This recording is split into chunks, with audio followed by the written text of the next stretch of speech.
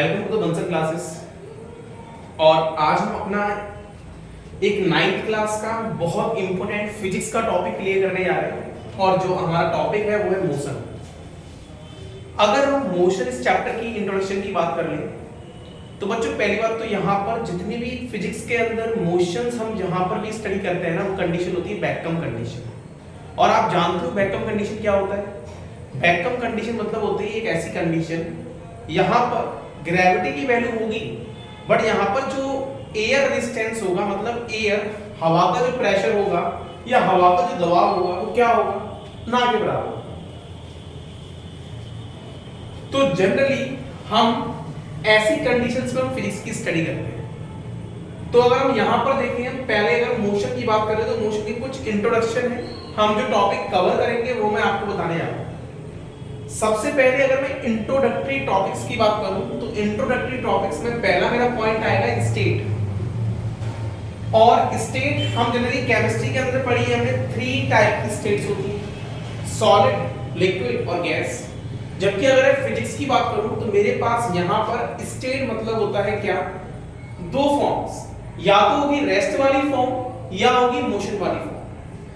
अगर मैं रेस्ट वाली फॉर्म की बात करूं तो रेस्ट वाली मतलब है कोई रुकी हुई चीज के बारे में बात कर रहा हूं और मोशन वाली मतलब कोई चलती हुई चीज के बारे में बात कर रहा हूं।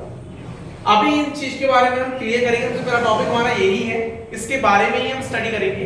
तो प्लीज कुछ टाइम लीजिए, उसके बाद हम इस टॉपिक को देखते हैं। अगर मैं नेक्स्ट टॉपिक की बात करूं तो नेक्स्ट टॉपिक आएगा अपना physical quantities and system of unit और बेहद इंपॉर्टेंट टॉपिक है physical quantities and system of units, जो कि काफी इंपॉर्टेंट टॉपिक होता है, अपने आप में काफी इंपॉर्टेंट टॉपिक है और काफी अच्छा वेटेज है इसका। नेक्स्ट है डिस्टेंस और डिस्प्लेसमेंट में अंतर क्या है, डिस्टेंस क्या होता है, डिस्प्लेसमेंट क्या होता है, क्वेश्चंस भी है इसके ऊपर काफी अच्छे। तो डिस्प्लेसमेंट और डिस्टेंस में अंतर क्या है। सिमिलरली नेक्स्ट आता है स्पीड और वेलोसिटी में अंतर क्या है। हालांकि दोनों सेम लगती है देखने में, अंतर क्या होता है इन दोनों में? सेम, ये दोनों भी सेम लगते हैं पर इन दोनों में भी अंतर क्या होता है।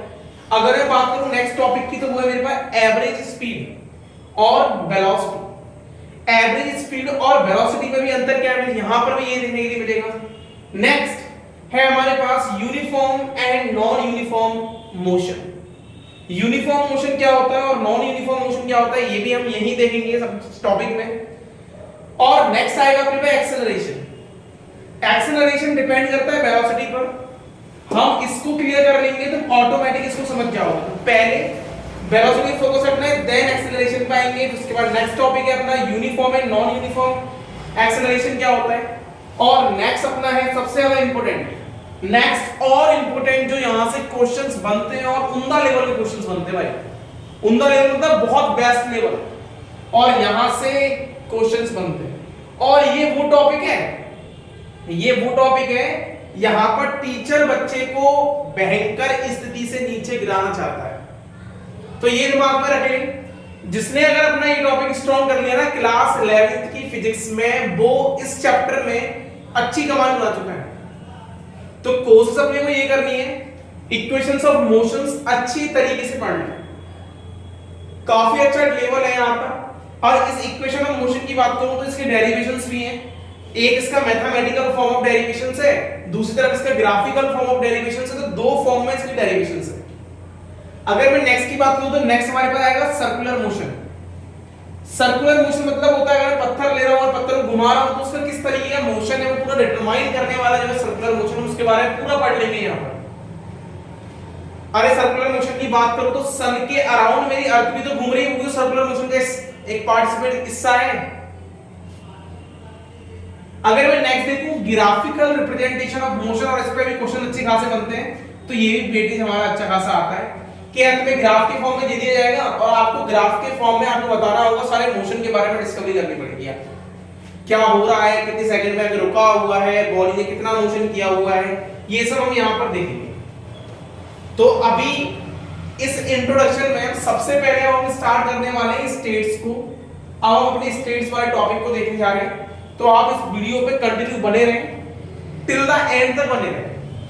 आपको अगर अपना टॉपिक अगर स्ट्रॉन्ग करना है, ग्रिप में लेके आना है, हैंड में लेके आना है, तो क्या करना पड़ेगा आपको भाई? इस पर रुकना पड़ेगा। और एक चीज, अगर आप इस चैनल पे नए हो, अगर आपने सब्सक्राइब नहीं किया है तो भाई मेरे दोस्तों सब्सक्राइब कर लो। और ये एक चैनल एक ऐसा मात्र चैनल है जो आपको पूरा स्टडी मटेरियल डाल के देगा। आधी अधूरी बात नहीं चलेगी, यहाँ पर पूरा फुल सिलेबस मिलेगा।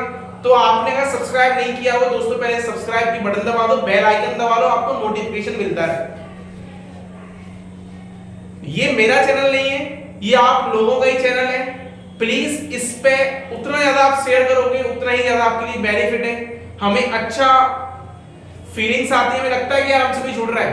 तो प्लीज यार इस चैनल पे बने रहिए और देखते रहिए हमारी इस वीडियो को, और हो सके जो आपके फ्रेंड्स हैं उनको भी आप शेयर करें, और ज्यादा से ज्यादा इसको आप शेयर करोगे। और एक चीज है, अगर आपको कोई भी नई टॉपिक समझ में आता है ना, बिल्कुल कमेंट में रिप्लाई करना अपने नंबर के साथ। अगर टाइम मिलेगा तो नंबर के साथ कॉल करूंगा, अगर टाइम नहीं मिलेगा, अगर टाइम नहीं मिलेगा ना यार, फिर भी तुझे कैसे ना कैसे करके तेरा एक्सप्लेन, तेरा टॉपिक एक्सप्लेन मैं करके जाऊंगा। अगर किसी को डाउट है, ज्यादा भयंकर डाउट है, तो नंबर लिख ले भाई मेरा जो फोन नंबर है वो नोट कर लो। वो मेरा नंबर है 8769031601। नाम है मेरा लोकेश बंसल।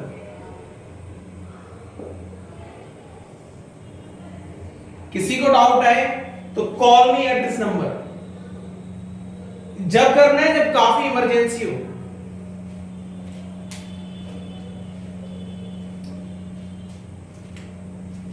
जल्दी से इसे लिखें या स्क्रीनशॉट लें। बाकी हम आगे अपने नए टॉपिक की स्टार्टिंग कर रहे हैं इस मोशन में। आगे जो टॉपिक है वो है अपना स्टेट्स।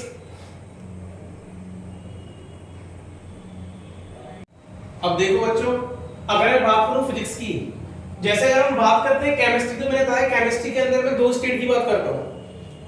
केमिस्ट्री के अंदर सॉरी मैं अगर 3 स्टेट की बात करता हूं। केमिस्ट्री के अंदर 3 स्टेट कौन सी होती है? पहली होती है हमारे पास सॉलिड, दूसरी होती है हमारे पास लिक्विड, और तीसरी होती है हमारे पास क्या? गैस। ये 3 स्टेट होती है हमारी केमिस्ट्री के अंदर। अगर सिमिलरली अगर बात करूं ना फिजिक्स की, तो फिजिक्स में ये स्टेट्स नहीं होती। फिजिक्स के अंदर 2 स्टेट होती है ओनली। पहली स्टेट मिलेगी तुझे रेस्ट, और दूसरी स्टेट मिलेगी तुझे मोशन। अगर मैं फिजिक्स के अंदर बात करूं तो पहली स्टेट मिलेगी तुझे रेस्ट, और दूसरी स्टेट मिलेगी मोशन। और रेस्ट वाली को तूने कह दिया स्टेशनरी। कैसे? अब देख जरा, अगर मैं रेस्ट को डिफाइन करना है तो रेस्ट को मैं कैसे डिफाइन करूंगा?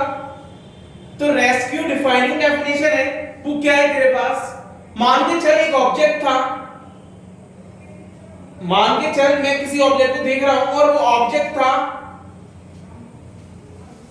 वो ऑब्जेक्ट मेरे पास 1 घंटे से उसी पोजीशन में खड़ा हुआ।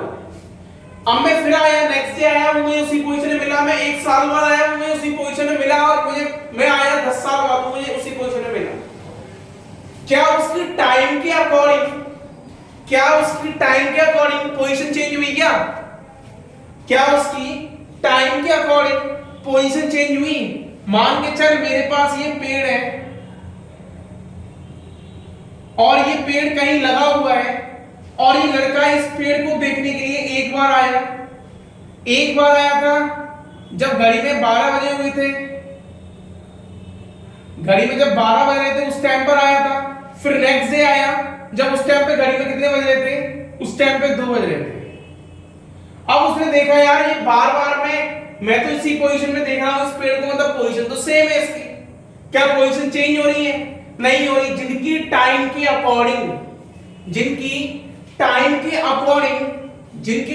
अकॉर्डिंग अगर पोजीशन चेंज नहीं होती, ऐसे को हम क्या बोलते हैं?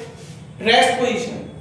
जिनकी टाइम के अकॉर्डिंग अगर पोजीशन चेंज नहीं होती, ऐसे को हम क्या बोलते हैं? Rest position.